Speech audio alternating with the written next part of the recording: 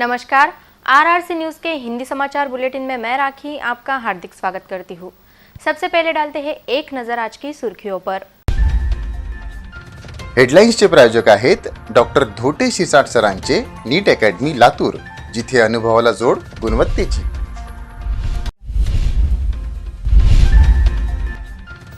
सोमवार से 15 से 18 साल तक के लड़के लड़कियों का होगा वैक्सीनेशन। ट्रैफिक पुलिस के लिए एक जान की कीमत 100 रुपए।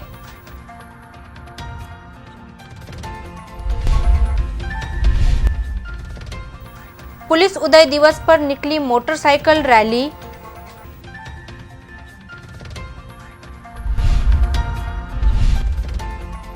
नववर्ष का स्वागत करने संत नगरी में उमड़ा जनसैलाब।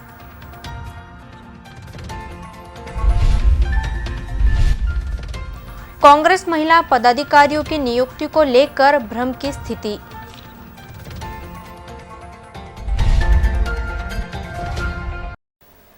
सोमवार 3 जनवरी से 15 से 18 साल के लड़के लड़कियों को कोरोना वैक्सीन दी जा रही है, जिसका ऑनलाइन पंजीयन शुरू किया गया है, जिसे देखते हुए जिला प्रशासन द्वारा आवश्यक तैयारियां कर ली गई है। प्रधानमंत्री नरेंद्र मोदी द्वारा देश को संबोधित करते समय 3 बड़ी घोषणाएं की गई थी, जिसमें सबसे पहली घोषणा यानी 15 से 18 आयु के लड़के लड़कियों के टीकाकरण की घोषणा की थी। यह टीकाकरण सोमवार 3 जनवरी से शुरू किया जा रहा है, जिसके कारण शाला के अंतिम वर्ष में उसी प्रकार कनिष्ठ महाविद्यालय में जाने वाले छात्रों का टीकाकरण किया जाएगा। इसके लिए केंद्रीय आरोग्य मंत्रालय ने गाइडलाइंस जारी की है। देश के 15 से 18 आयु के लड़के लड़कियों को 3 जनवरी से कोरोना का वैक्सीनेशन किया जाएगा, जिसके लिए 1 जनवरी से कोविन ऐप पर पंजीयन किया जा रहा है। इसके दौरान कक्षा 10वीं का परिचय पत्र भी पहचान के रूप में ग्राह्य रहेगा। अकोला शहर के 15 से 18 साल के आयु के लड़के लड़कियों के लिए कोवैक्सीन का पहला डोज सुबह 9 से शाम 5 बजे तक शहर के सिंधी कैंप स्थित नागरी आरोग्य केंद्र, आदर्श कॉलोनी की 16 नंबर की शाला, डाबकी रोड स्थित कस्तूरबा हॉस्पिटल, सिविल लाइन चौक स्थित IMA हॉल, जिला सामान्य अस्पताल, उसी प्रकार जिला महिला अस्पताल में टीकाकरण की सुविधा उपलब्ध कराई गई है।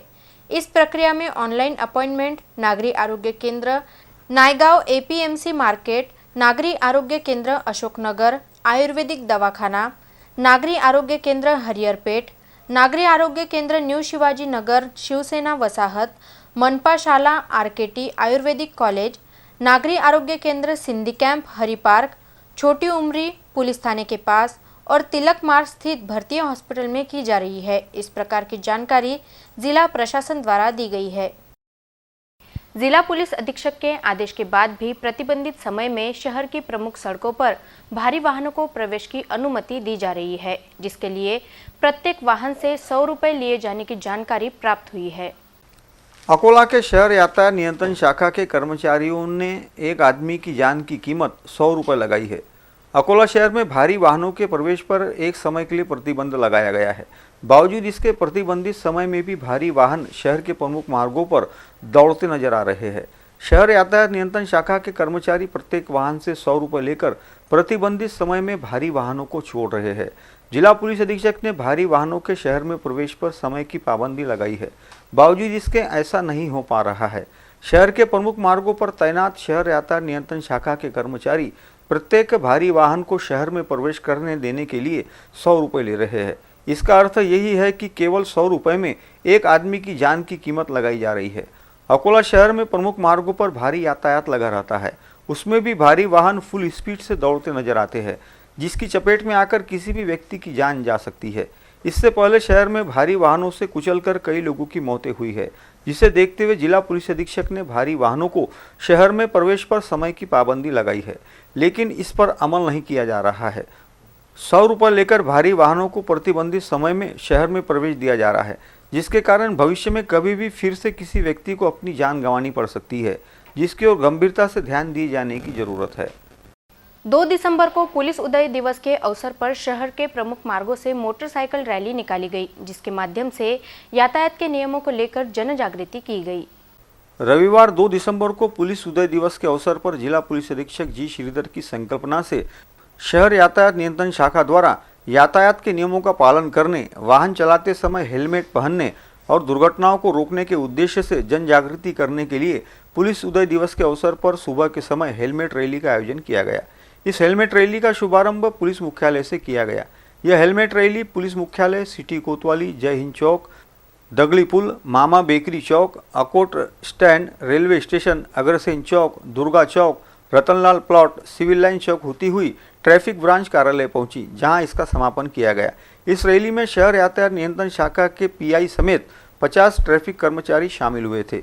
इस रैली में यातायात नियमों का पालन करें, हेलमेट का इस्तेमाल करें, शराब पीकर वाहन ना चलाएं, सीट बेल्ट का इस्तेमाल करें, वाहन चलाते समय मोबाइल का इस्तेमाल ना करें, इस प्रकार का आह्वान किया गया। नव वर्ष का स्वागत करने के लिए संत नगरी शेगांव में श्रद्धालुओं की भारी भीड़ उमड़ी, जिसके कारण शेगांव को यात्रा का स्वरूप प्राप्त हो गया। इस अवसर पर मंदिर संस्थान द्वारा दर्शन की विशेष व्यवस्था की गई थी।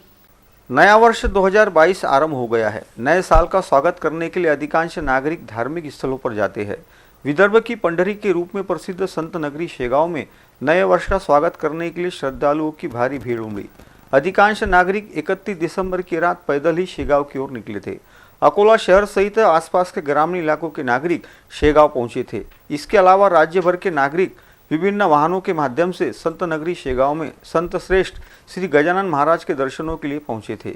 श्री गजानन महाराज मंदिर संस्थान द्वारा ई पास की सुविधा उपलब्ध कराई गई है, जिसके कारण जिन श्रद्धालुओं ने ई पास निकाली थी उन श्रद्धालुओं को मंदिर के भीतर प्रवेश करने दिया गया, जबकि ई पास नहीं निकालने वाले श्रद्धालुओं ने बाहर से ही संत श्रेष्ठ श्री गजानन महाराज के दर्शन लिए। नए साल के साथ ही अधिकांश नागरिकों ने संकल्प किया। श्री गजानन महाराज मंदिर संस्थान द्वारा श्रद्धालुओं के आगमन को देखते हुए विशेष व्यवस्था की गई थी। नया साल सभी के लिए शुभ और समृद्धि वाला हो, इसके लिए श्रद्धालुओं ने मंदिर में प्रार्थना की। नया साल और दर्शन के अभिलाषी श्रद्धालुओं के कारण संत नगरी शेगांव को यात्रा का स्वरूप प्राप्त हो गया था। अकोला के महिला कांग्रेस पदाधिकारी के नियुक्ति के मामले में कांग्रेस में कंफ्यूजन की स्थिति बनी है। इस पूरे मामले में 2 लेटर सोशल मीडिया में वायरल होने के बाद कौन सा लेटर जो ऑल इंडिया महिला कांग्रेस कमेटी सही में जारी किया, उसकी खोज होनी चाहिए। ऑल इंडिया महिला कांग्रेस कमेटी द्वारा अकोला के जिला एवं शहर अध्यक्ष पद पर किसको नियुक्ति किया गया है, इसकी विचारणा राजकीय गलियारों में हो रही है। आला कमान द्वारा जनरल सेक्रेटरी ममता भूपेश द्वारा मान्यता प्राप्त 2 लिस्ट सोशल मीडिया पर वायरल हो रही है। एक लिस्ट में अकोला ग्रामीण के महिला कांग्रेस के जिला अध्यक्ष पद पर पूजा काले इनकी नियुक्ति की है। इसी लेटर में अकोला शहर के अध्यक्ष पद पर पुष्पा देशमुख इनकी नियुक्ति की घोषणा की है। इसी लिस्ट में 31 नंबर पर परभनी के जयश्री खोबे की परभणी जिला कांग्रेस अध्यक्ष पद पर नियुक्ति की बात कही गई है। अकोला शहर महिला काँग्रेस अध्यक्ष, महाराष्ट्र प्रदेश महिला काँग्रेसच्या अध्यक्ष आमच्या आदरणीय संध्याताई सव्वा लाखे यांची नवीन कार्यकारिणी जाहीर झालेली आहे आणि नवीन कार्यकारिणीमध्ये प्रत्येक जिल्ह्याचे अध्यक्ष, प्रदेश पदाधिकारी यांची एक यादी जाहीर झालेली आहे 31 तारखेला आणि अकोला शहर महिला काँग्रेस आणि जिल्हा महिला काँग्रेसच्या अध्यक्षांची पण यादी 31 तारखेला जाहीर झालेली आहे आणि त्याप्रमाणे मला त्या लगेच त्यांचा एक फोन आला पक्षश्रेष्ठीकडनं आणि ऑफिसकडनं की ही जी यादी मिस्टेक झालेली आहे, काही टायपिंगमध्ये चुका झालेल्या आहे आणि आपणापर्यंत लवकरच एक अधिकृत तुमच्यापर्यंत यादी पोहोचेल लवकरच ती, अशी मला निरोपही देण्यात आला आहे आणि त्याप्रमाणे अकोला शहर महिला काँग्रेस महाराष्ट्र प्रदेश महिला काँग्रेसच्या अध्यक्ष आमच्या संध्याताई सव्वा लाखे यांनी 1 जानेवारीला परत अधिकृत सुधारित यादी आमच्यापर्यंत ती पोहोचवली आहे आणि जाहीर करण्यात आली आहे। त्याप्रमाणे मी अकोला शहर महिला काँग्रेसच्या अध्यक्षपदी माझी फेरनियुक्तीच करण्यात आली आहे आणि त्याचप्रमाणे अकोला जिल्हा महिला काँग्रेसच्या अध्यक्षपदी पूजाताई काळे यांची नियुक्ती करण्यात आलेली आहे। लेकिन दूसरे एक पत्र में जो कांग्रेस के आला कमान के ट्विटर से वायरल हो रहा है, उसमें जनरल सेक्रेटरी ममता भूपेश द्वारा नियुक्ति की लिस्ट डाली गई है। इस लिस्ट में अकोला शहर अध्यक्ष पद पर पूजा काले की नियुक्ति की गई है, तो दूसरी ओर पुष्पा देशमुख इनका नाम इस लिस्ट से हटा दिया गया है। उनकी जगह साधना गावंडे इनका नाम लिखा गया है। साधना गावंडे इनको महिला कांग्रेस ग्रामीण का जिलाध्यक्ष बनाया गया है। कांग्रेस में महिला पदाधिकारियों की नियुक्ति के मामले का कंफ्यूजन कब दूर होगा, ऐसा आम कार्यकर्ता पूछ रहे हैं। प्रदेश कांग्रेस कमेटी के महिला कांग्रेस कमेटी के आदरणीय अध्यक्ष संध्याताई सवालागेताई इन्होंने एक 31 तारीख को यादी जाहिर हुई थी उनके ऑफिस से। उसमें थोड़ा सा चेंजेस है ऐसा उनके ऑफिस से हमें फ़ोन आया।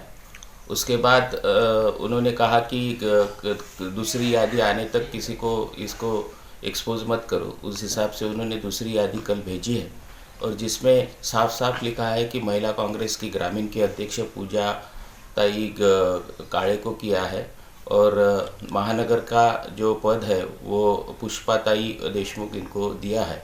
थोड़ा सा प्रदेश कांग्रेस कमेटी की तरफ कन्फ्यूजन हुआ होगा, इसलिए वजह से कुछ हुआ होगा या फिर टाइपिंग में मिस्टेक हो सकती है, मगर उसमें अभी जो यादी है वो साफ साफ है और ताई ने अप्रूव करके भेजी है। इसके लिए ये दोनों पद अभी दिए गए हैं। कक्षा 11वीं में पढ़ने वाले विद्यार्थियों के लिए उच्च शिक्षा के अवसर प्रदान करने के लिए खान मोहम्मद अजहर साहब के मार्गदर्शन में खान मोहम्मद असगर हुसैन जूनियर कॉलेज अकोला द्वारा मुफ्त कोचिंग क्लासेस का आयोजन किया गया, जिसका उद्घाटन मान्यवरों की उपस्थिति में किया गया। 11वीं में पढ़ने वाले विद्यार्थियों के लिए उच्च शिक्षा के अवसर प्रदान करने हेतु खान मोहम्मद अजहर हुसैन साहब के मार्गदर्शन में खान मोहम्मद असगर हुसैन जूनियर कॉलेज अकोला द्वारा मुफ्त कोचिंग क्लासेस का आयोजन किया जा रहा है, जिसका उद्घाटन आज शिक्षक आमदार किरण सरनाइक सर तथा जिला अधिकारी नीमा अरोरा मैडम के हाथों किया गया। कार्यक्रम की अध्यक्षता नीमा अरोरा मैडम ने की। इस अवसर पर शिक्षक आमदार किरण सरनाइक सर, निवासी उप जिला अधिकारी प्राध्यापक संजय खड़से सर, खान मोहम्मद अजहर हुसैन, मुफ्ती मोहम्मद अशफाक कासमी, सैयद इसहाक राही सर, सरफराज नवाज खान सर, मोहम्मद रफ़ीक सिद्दीकी, मोहम्मद फारूक, मोहम्मद फाजिल सर, फयाज खान, काजी नवेद, प्राचार्य इम्तियाज अहमद खान तथा इंचार्ज मोहम्मद रफ़ीक प्रमुख अतिथि के रूप में उपस्थित थे। इस अवसर पर मान्यवरों के हाथों doctor Zubair Ahmed Khan diabetologist, doctor Nahid Anjum MBBS DGO, doctor Ayaz Ahmed Shaikh MDS, doctor Farana Khanam MBBS MD, doctor Mohammad Mohsin MBBS DCH, doctor Syed Tauseef MBBS DCH, doctor Nishat Anjum MBBS DGO, doctor Yunus M Shaikh MBBS DCH को मान्यवरों के हाथों सम्मानित किया गया। यह वह विद्यार्थी है जिन्होंने उस्मान आज़ाद उर्दू हाई स्कूल तथा KM Asghar Hussain junior college Akola से अपना 10वीं तथा 12वीं का शिक्षण पूरा किया। इस अवसर पर अकबर अली खान, अरशद इकबाल खान, अजमत अली देशमुख, मजहर उल्लाह खान, सालेहा मैडम, रियाज अहमद खान, अनीस मिर्ज़ा, शाकिर अली, यह सभी प्रधान अध्यापक प्रमुखता से उपस्थित थे। कार्यक्रम का संचालन प्राध्यापक मिर्ज़ा खालिद रजा तथा आभार प्रदर्शन प्राध्यापक मोहम्मद परवेज अख्तर ने किया। कार्यक्रम को सफल बनाने में प्राध्यापक मतीन अहमद खान, प्राध्यापक मोहम्मद अनीस, प्राध्यापक नजमुद्दीन खान, प्राध्यापक नवेद अहमद खान, प्राध्यापक इंतेखाब आलम खान, प्राध्यापक शाहिद इकबाल खान, डॉक्टर मोहम्मद नदीम, प्राध्यापक शेख मोहम्मद अशहर, डॉक्टर शिबा अलमास, डॉक्टर जाकिरुल्लाह खान, प्राध्यापक मोहम्मद नवेद अरशद, प्राध्यापक मुतीब शारिक, प्राध्यापक सैयद मोहसिन अली, प्राध्यापक शोएबुर रहमान खान, प्राध्यापक जिब्रान काजी, प्राध्यापक अबसार अहमद खान, प्राध्यापक दानिश खान, फ़रोग अहमद खान तथा अब्दुल रहीम ने कड़े परिश्रम किए। इस कार्यक्रम में प्रमुख अतिथि के रूप में डॉक्टर जुबैर नदीम भी उपस्थित थे। महाराष्ट्र अकोला से यूसुफ शेख की विशेष रिपोर्ट। यहाँ पर भी आप लोगों को ऐसी फैसिलिटी मिले जहाँ पर कोचिंग अवेलेबल हो, कोई भी कोचिंग दे तो उसी के साथ साथ आप इंटरनेट का बहुत अच्छे से यूज़ करो। इंटरनेट से 80% ऑफ द टास्क जो है वो सिंपल हो जाता है। यहाँ पर हमें मिल पा रही है, हमारा सारे कोर्सेज बहुत आसानी से हो सकते हैं। उसके बाद एज फैसिलिटेटर जो भी हमारी कोचिंग यहाँ से प्रोवाइड की जा रही है that would give you a good platform आगे बढ़ने के लिए। हमारा जो भी मन से इंटरेस्ट होता है उसकी तरफ जाना चाहिए। तो जैसे मेरा शायद सर्विस में इंटरेस्ट आया तो मैं सर्विस के अंदर गई। जो भी बच्चे नीट और नीट के अभ्यर्थी के लिए आना चाहते हैं उनको मुफ्त में संस्था की तरफ से ऐसी क्लासेस देने का हम लोग शुरुआत कर रहे हैं। आज ही अकोला की जो कलेक्टर है उनके हाथ से उसका उद्घाटन हुआ। वो बच्चे जो ट्यूशन की बहुत ज़्यादा हाई फीसेस अदा नहीं कर सकते हैं उनके लिए एक अपॉर्चुनिटी हमने पैदा की है और नीट JEE और कॉम्पिटिटिव एग्जाम्स में बच्चों को प्रमोट करने के लिए free coaching classes KM Asghar Hussain की जूनियर कॉलेज की जानिब से शुरू की जा रही है, जिसका आज इनॉग्रेशन किया गया, जिसमें माननीय कलेक्टर साहिबा, RDC साहब और हमारे अमरावती डिवीज़न के MLC किरण सरनाइक सर और सभी जो है तो मान्यवर आज उपस्थित थे। ये क्लासेस जो है तो सोमवार से शुरू हो जाएगी। अकोला के किसी भी कॉलेज में पढ़ने वाले विद्यार्थी जो इस साल 11th में है वो इसमें एडमिशन ले सकते हैं। अपनी एडवांस होम्योपैथी चिकित्सा प्रणाली के लिए पूरे महाराष्ट्र में प्रसिद्ध डॉक्टर नाइक होम्योपैथी हॉस्पिटल द्वारा अभी तक असाध्य बीमारी से ग्रसित लाखों रोगियों को ठीक करने का कारनामा कर दिखाया है। एडवांस होम्योपैथी से कई असाध्य रोगों को ठीक करने का कारनामा महाराष्ट्र के सुप्रसिद्ध डॉक्टर प्रथमेश उदय नाइक ने किया है। पिछले कई सालों से संपूर्ण राज्य भर में नाइक होम्योपैथी के विभिन्न क्लिनिक के माध्यम से कई प्रकार की बीमारियों से ग्रसित रोगियों पर उपचार किया जा रहा है। तकरीबन सभी रोगियों को इसका बहुत फायदा हुआ है। एडवांस होम्योपैथी उपचार प्रणाली दुष्परिणाम विरहित है, जिसका किसी भी प्रकार का साइड इफेक्ट और रिएक्शन शरीर के किसी भी भाग पर नहीं होता है। एडवांस होम्योपैथी में किसी भी प्रकार की शस्त्रक्रिया करने की ज़रूरत नहीं रहती है। विभिन्न थेरेपी के माध्यम से अत्यंत वाजिब दर में उपचार करते हुए रोगियों को बीमारी से स्थायी रूप से ठीक किया जाता है। जिन मरीजों को कहीं भी फायदा नहीं होता है, ऐसे रोगी अवश्य भेंट दे और खुद को बीमारी से मुक्त करे और आनंद के साथ अपना जीवन जिए। अधिक जानकारी के लिए naikhomeopathy.com और YouTube पर संपर्क कर सकते हैं। इस प्रकार की जानकारी डॉक्टर प्रथमेश उदय नाइक ने दी। वहीं पुणे की वैजयंती कुलकर्णी नामक महिला ने जानकारी देते हुए बताया कि उन्हें थायराइड, BP और शुगर की परेशानी थी। उन्होंने इस पर कई जगहों पर इलाज भी करवाया, परंतु उसका कोई भी लाभ नहीं हुआ, जिसके बाद उन्होंने नाइक होम्योपैथी में नाइक सर के एडवांस होम्योपैथी में उपचार लिया, जिसके कारण उन्हें बहुत फ़ायदा हुआ है। उनका थायराइड, BP और शुगर की परेशानी काफ़ी कम हो गई है। उन्होंने इसके लिए डॉक्टर नाइक सर का आभार माना है। मला थायरॉइड, BP आणि शुगर, थायरॉइड, डायबिटीस आणि BPचा त्रास होता। डॉक्टर नाईक सरांच्या औषधामुळे मला फार फरक पडला। माझी शुगर लेवल कमी झाली, BP कमी झाला, थायरॉइड पण कमी झाला। मी आता फार मला फ्रेश वाटतं। सरांची मी फार आभारी आहे। होमिओपॅथिक मानसिक ह्याच्यावर फार चांगलं काम करतं। मला फार चांगला रिझल्ट आला। मानसिकदृष्ट्या मी फार फ्रेश झाले। सरांची मी फार आभारी आहे। तुम्ही होमिओपॅथिकचा उपचार करून घेऊन सुखी जीवन जगू शकता। या ज्या मॅडमची आपण केस बघितली, या पुण्याच्या आहे। या पुण्याच्या माझ्या क्लिनिकमध्ये आल्या होत्या आणि जसे पेशंट डायबिटीज, ब्लड प्रेशर आणि थायरॉइडचे असतात, तसेच हे पण होते की यांना पण काहीही अशी उम्मीद नव्हती की आपण या डायबिटीज मधून, या ब्लड प्रेशर मधून, या थायरॉइड मधून निघू शकू। जसे सगळ्यांचे मनात शंका असतात, तसे यांच्याही मनात शंका होत्या की मी हे औषध कधी बंद करू शकेन का, या याच्यात मला काही फायदा होणार आहे का। पण ॲडव्हान्स होमिओपॅथीमध्ये आपल्या इथे ट्रीटमेंट घेतल्यानंतर त्यांचं पूर्ण जीवनच बदलून गेलं। त्यांचा थायरॉइडचा त्रास कमी झाला, त्यांचा शुगर लेवल्स आता नॉर्मल राहू लागले आहेत, त्यांचा बीपीचा त्रास खूप चांगला कव्हर झालेला आहे। निश्चितच पहिल्यापेक्षा त्यांच्या गोळ्या पण कमी झाल्या आहेत आणि याच बरोबर त्यांचे मानसिक ताणतणाव, टेन्शन जे होते, जे त्यांनी कधी कन्सिडरच नव्हते केले की भाई हे पण मला त्रास आहे, पण ते पण आपल्या ॲडव्हान्स होमिओपॅथी ट्रीटमेंटमुळे चालले गेले। एक ते खूप सुंदर आणि चांगलं जीवन आता व्यतीत करत आहे। हे ॲडव्हान्स होमिओपॅथीचा खूप चांगला गुण म्हणा या फायदा म्हणा की इथे रुग्णाला एक चांगलं जीवन कसं व्यतीत करता येईल याचा अनुभव होतो।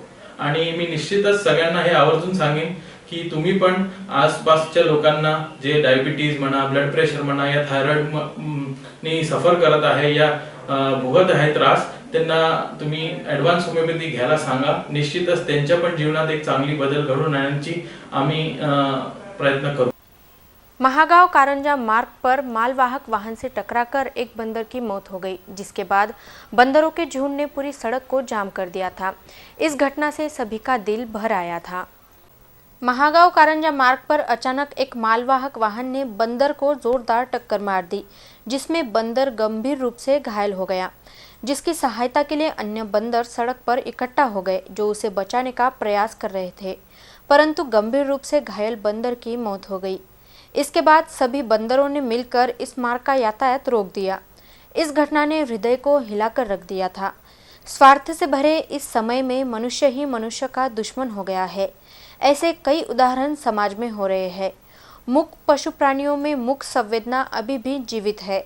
खेलते खेलते बंदर का एक पिल्ला अचानक महागांव कारंजा मार्ग पर टाटा आयशर वाहन से टकरा गया, जिसमें बंदर का पिल्ला गंभीर रूप से घायल हो गया। इस दौरान बंदरों का झुंड वहां पहुंचा था, जिसे उन्होंने बचाने का प्रयास किया, परंतु बंदर ने जान छोड़ दी, जिसके बाद यहां इकट्ठा सभी बंदरों ने रास्ते को रोक दिया। यह पूरी घटना अत्यंत दुखदायी थी। दुख और आक्रोश की भावना सभी बंदरों में दिखाई दे रही थी। आज जे कारंजा ते महागाव रोडवर जी घटना घडली, एका अज्ञात वाहनाच्या धडकेतनी एक माकड गंभीर जखमी झाले होते।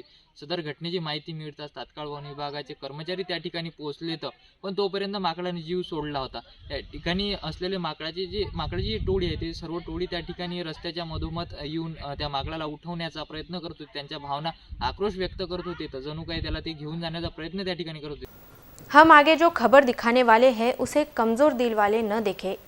भोपाल के आवारा कुत्तों ने एक मासूम को घेरा था। गुड़िया के सिर, कान और हाथ इन आवारा कुत्तों ने नोच खाए। अब इस गुड़िया पर इलाज चल रहा है, उसकी तबीयत में सुधार है। मध्य प्रदेश की राजधानी भोपाल में आवारा कुत्तों ने 4 साल की बच्ची को नोच डाला। बागसेवनिया इलाके में बच्ची पर 5 आवारा कुत्तों ने हमला किया। बच्ची के सिर, कान और हाथ में गहरे घाव हुए हैं। चेहरे के साथ ही पेट, कमर और कंधे पर भी चोट लगी है। कवर्ड कैंपस में निर्माणाधीन मकान में बच्ची के पिता राजेश बंसल मजदूरी करते हैं। शनिवार शाम उनकी 4 साल की बेटी गुड्डी पास ही खेल रही थी, तभी वहां झुंड में आए कुत्तों ने उस पर हमला कर दिया। वह दौड़कर आई, लेकिन कुत्तों ने उसे चारों ओर से घेर लिया और नोचने लगे। एक युवक ने पत्थर मारकर कुत्तों को भगाया। लहूलुहान हुई गुड्डी को जेपी अस्पताल लेकर पहुंचे। यहां से उसे हमीदिया अस्पताल रेफर किया गया। वहां से इलाज के बाद घर भेजा गया। आप सभी दर्शकों से गुजारिश कर रहे हैं कि आपके लाडलों को बाहर छोड़ते वक्त बाहर आवारा कुत्तों का झुंड नहीं है, इस बारे में जांच कर ले, फिर ही उन्हें बाहर छोड़े तथा आपके कॉलोनी एरिया में आवारा कुत्तों की जानकारी नगर निगम को दे। आपके पार्षद को इस बारे में आगाह करें। ग्रामीण और शहरी इलाकों की छात्राओं ने जिलाधिकारी को निवेदन सौंपकर वसति गृह में प्रवेश देने की मांग की। कई छात्राओं को अभी तक वसति गृह में प्रवेश नहीं मिल पाया है, जिसके कारण छात्राओं में नाराजगी देखी जा रही है। डॉक्टर बाबा साहब आम्बेडकर स्वाधार योजना के अंतर्गत जरूरतमंद लाभार्थी छात्राओं को उनके शैक्षणिक क्षेत्र में रहने के लिए वसति गृह में लाभ दिया जाता है। इस योजना के ग्रामीण तथा शहरी भाग की छात्राओं द्वारा पिछले 2-3 दिनों से वसति गृह में प्रवेश मिले, इसके लिए प्रयास किए जा रहे हैं। अकोला शहर के संतोषी माता मंदिर के पास स्थित वसति गृह में प्रवेश लेने के लिए छात्राएं बड़े प्रमाण में आवेदन कर रही है। शासन के नियम के अनुसार इस वसति गृह में स्वाधार योजना के तहत प्रवेश लेने की अंतिम तिथि 31 दिसंबर थी। कुछ छात्राओं को इस वसति गृह में प्रवेश मिल गया है, परंतु अधिकांश ग्रामीण भाग की छात्राएं अभी भी वसति गृह में प्रवेश से वंचित है। अकोला जिले के ग्रामीण भाग की छात्राओं को जानकारी मिली थी कि शासन ने प्रवेश की अंतिम तिथि रद्द कर उसे आगे बढ़ा दिया है, जिसके कारण छात्राएं प्रवेश के लिए वसति गृह में पहुंची थी, परंतु उन्हें प्रवेश नहीं दिया गया, जिसके कारण छात्राओं में नाराजगी व्याप्त हो गई है। इन छात्राओं ने वसति गृह में प्रवेश करने के लिए समय अवधि बढ़ाए जाने, इसके लिए जिलाधिकारी कार्यालय में निवेदन प्रस्तुत करते हुए ग्रामीण इलाकों की छात्राओं को इस योजना का लाभ देने की मांग की है।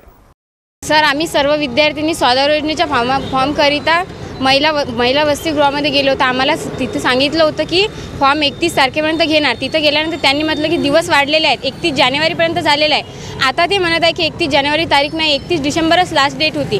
आता 20% विद्यार्थ्यांचे फॉर्म सबमिट झाले आणि 80% विद्यार्थ्यांचे फॉर्म सबमिट राहिले आणि हे सर्व विद्यार्थ्यांनी सर बाहेरगावी येणारे आहेत आणि सर्व गरीब कुटुंबातील आहेत आणि सर्वांना आर्थिक परिस्थिती मागासलेली आहे सर आणि सर्वांना पैशाचा प्रॉब्लेम असतो, शिक्षणासाठी काही ना काही सरकारकडून मदत असते। आता हे सर्व प्रॉब्लेम आम्ही बाहेरगावून आलो सर, आम्हाला तिकीट खर्च हे ते सर्व होत आहे सर। आता याच्यासाठी आमची मागणी आहे की आमचे फॉर्म सर्वांचे घ्यावे आणि सर्व विद्यार्थ्यांना त्यांचा जो लाभ है तो प्रत्येक विद्यार्थ्याला मिला। अकोला के फतेह चौक से लेकर संतोषी माता चौक तक की सड़क की अत्यंत दुरावस्था हो गई है। इसके अलावा इस मार्ग के दोनों ओर बड़े प्रमाण में अतिक्रमण किया गया है, जिसके कारण यातायात पूरी तरह से प्रभावित हो रहा है। अकोला के फतेह चौक से लेकर संतोषी माता मंदिर चौक तक की मुख्य सड़क की अत्यंत दुरावस्था हो गई है। पिछले 3 दशक से इस सड़क का निर्माण कार्य नहीं किया गया है, जिसके कारण यह सड़क पूरी तरह से उखड़ गई है। जगह जगह गड्ढे हो गए हैं। यह मुख्य सड़क होने के कारण सुबह से लेकर देर रात तक इस मार्ग पर भारी यातायात लगा रहता है। इसके अलावा इस मुख्य सड़क पर दोनों ओर से बड़े प्रमाण में अतिक्रमण किया गया है। निजी लग्जरी बसें, ट्रक बड़े प्रमाण में यहाँ खड़े रहते हैं। इसके अलावा कुछ दुकानदारों ने, भंगार विक्रेताओं ने, पुराना वाहन बेचने वालों ने बड़े प्रमाण में अतिक्रमण कर रखा है, जिसकी वजह से काफ़ी चौड़ी सड़क छोटी हो गई है। फलस्वरूप इस मुख्य सड़क पर रोजाना यातायात प्रभावित हो रहा है। इस मुख्य सड़क का निर्माण कार्य कर यहाँ का अतिक्रमण हटाया जाए, इस प्रकार की मांग की जा रही है। महानगर पालिका ने पुलिस की सहायता से कई बार इस मुख्य सड़क का अतिक्रमण हटाया है, बावजूद इसके बार बार यहाँ अतिक्रमण हो रहा है। इस समस्या का स्थायी हल निकालने की भी मांग की जा रही है। फ्लाईओवर ब्रिज का निर्माण करने वाली कंपनी द्वारा नालियों का निर्माण भी किया गया है, जिसका सही नियोजन नहीं होने के कारण नाली का पानी मुख्य सड़क पर बह रहा है, जो दुर्घटनाओं का कारण बन रहा है। अकोला शहर में लंबे समय से फ्लाईओवर ब्रिज का निर्माण कार्य चल रहा है। संबंधित कंपनी द्वारा नालियों का निर्माण भी किया गया है, परंतु नालियों का सही नियोजन नहीं किया गया है, जिसके कारण झांडू कंस्ट्रक्शन कंपनी द्वारा बनाई गई नालियों का सारा पानी मुख्य सड़कों पर बह रहा है, जिसकी वजह से वाहन चालकों को भारी दिक्कतों का सामना करना पड़ रहा है। अकोला के जिला न्यायालय के सामने से लेकर तिलक मार्ग की ओर जाने वाले मार्ग पर नाली का पानी और गंदगी बह रही है। फलस्वरूप वाहन फिसलकर दुर्घटनाग्रस्त हो रहे हैं, जिसकी ओर संबंधित कंपनी और उसके ठेकेदार ध्यान देने के लिए तैयार नहीं है और ना ही महानगर पालिका को कुछ लेना देना नजर आ रहा है। नालियों का पानी मुख्य सड़कों पर बह रहा है, जिसके कारण वाहन चालकों को दिक्कतों का सामना करना पड़ रहा है, जिसकी ओर संबंधित कंपनी और विभाग को गंभीरता से ध्यान देते हुए आवश्यक नियोजन करने की मांग की जा रही है। अन्यथा यह समस्या हमेशा के लिए निर्माण होने की संभावना जताई जा रही है। अंत में एक नजर आज की सुर्खियों पर। हेडलाईन्सचे प्रायोजक आहेत डॉक्टर धोटे शिरसाट सरांचे नीट अकॅडमी लातूर, जिथे अनुभवाला जोड गुणवत्तेची।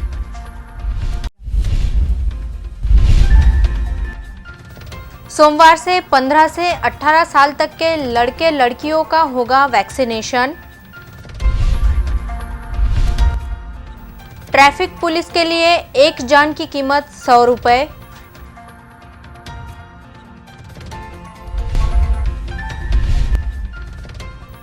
पुलिस उदय दिवस पर निकली मोटरसाइकिल रैली।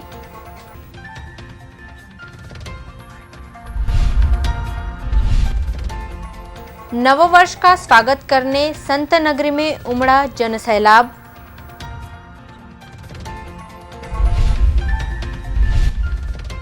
कांग्रेस महिला पदाधिकारियों की नियुक्ति को लेकर भ्रम की स्थिति।